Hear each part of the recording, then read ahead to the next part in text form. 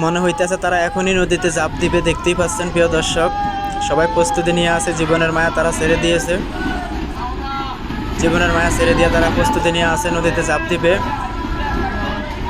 কেউ একজন কান্নামাখা কণ্ঠে আজান দিতেছে, দেখতেই পাচ্ছেন প্রিয় দর্শক।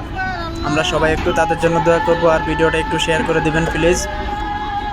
এতটাই ভয়াবহ বাতাস আর বৃষ্টি, তার উপরে বিজলি চমকাচ্ছে, দেখতেই পাচ্ছেন আপনারা। সুবহান আল্লাহ, দেখতেই পাচ্ছেন প্রিয় দর্শক। ভিডিওটি একটু শেয়ার করে দিবেন, সকলে একটু দোয়া করবেন তাদের জন্য। লঞ্চটি বরিশাল থেকে ঢাকার উদ্দেশ্যে রওনা দেন, মাঝপথে তারা এই ঘূর্ণিঝড়ের শিকার হন।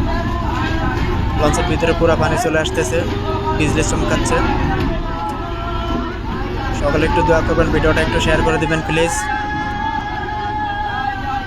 এই পরিস্থিতিতে লঞ্চ কর্মকর্তারা লঞ্চ কিন্তু থামিয়ে রাখেননি, লঞ্চ কিন্তু ধীরে ধীরে সামনের দিকে এগিয়ে যাচ্ছে। এই পরিস্থিতিতে লঞ্চ থামিয়ে দিলে কিন্তু অনেকটাই দুর্ঘটনা হওয়ার ঝুঁকি রয়েছে, তাই লঞ্চ ধীরে ধীরে চলতে আছে, এগিয়ে যাইতেছে সামনের দিকে। দেখতেই পাচ্ছেন অন্য আরেকটি লঞ্চ দেখা যাইতেছে, তারাও কিন্তু এগিয়ে যাইতেছে। আল্লাহ ভরসা, দেখা যাক কি হয়। সবাই একটু দোয়া করবেন আর ভিডিওটা একটু শেয়ার করে দিবেন। অনেক যাত্রী রয়েছে লঞ্চে, সবাই কিন্তু এদিক সেদিক ছোটাছুটি করতেছে, দেখতেই পাচ্ছেন প্রিয় দর্শক।